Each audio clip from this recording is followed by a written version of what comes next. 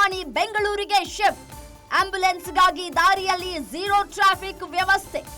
Rudrappa ಲಮಾಣಿಗೆ bike ಡಿಕ್ಕಿಯಾಗಿ ಗಂಭೀರ ಸ್ಥಿತಿ. Davanagere S S ಆಸ್ಪತ್ರೆಯಿಂದ ಹೆಚ್ಚಿನ ಚಿಕಿತ್ಸೆಗಾಗಿ ಶಿಫ್ಟ್. ಎಳನೀರು ಕುಡಿದು ರಸ್ತೆ ದಾಟ್ತಾ ಇದ್ದ ವೇಳೆ ಬೈಕ್ ಡಿಕ್ಕಿ.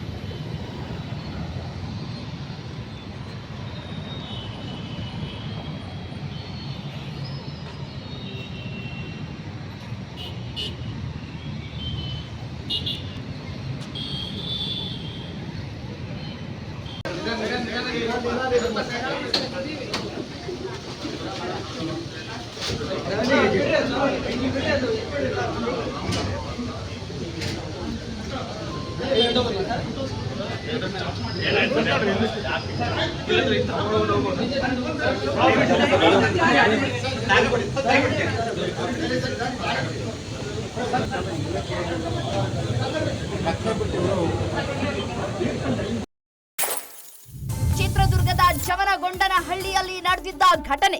ಹಿರಿಯೂರು ತಾಲೂಕಿನ ಜವನಗೊಂಡನಹಳ್ಳಿ ಸಮೀಪದ ರಾಷ್ಟ್ರೀಯ ಹೆದ್ದಾರಿಯಲ್ಲಿ ಸಂಭವಿಸಿದ ರಸ್ತೆ ಅಪಘಾತದಲ್ಲಿ ವಿಧಾನಸಭೆ ಉಪಸಭಾಪತಿ ರುದ್ರಪ್ಪ ಮಾನಪ್ಪ ಲಮಾಣಿ ಅವರಿಗೆ ಗಂಭೀರ ಗಾಯವಾಗಿದೆ. ಮಾರ್ಚ್ 14ರ ಸಂಜೆ ಈ ಘಟನೆ ನಡೆದಿದೆ.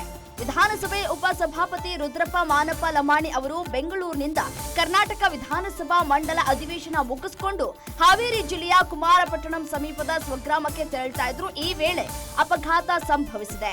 ಬೈಕ್ ಬಂದು ಗುದ್ದಿದ ರಭಸಕ್ಕೆ ರುದ್ರಪ್ಪ ಮಾನಪ್ಪ ಲಮಾಣಿ ಅವರು ನೆಲಕ್ಕೆ ಬಿದ್ದ ಪರಿಣಾಮ ಅವರ ಹಣೆ, ಹಲ್ಲು ಹಾಗೂ ಬಲ ಮೊಣಕಾಲಿಗೆ ಪೆಟ್ಟು ಬಿದ್ದಿದೆ.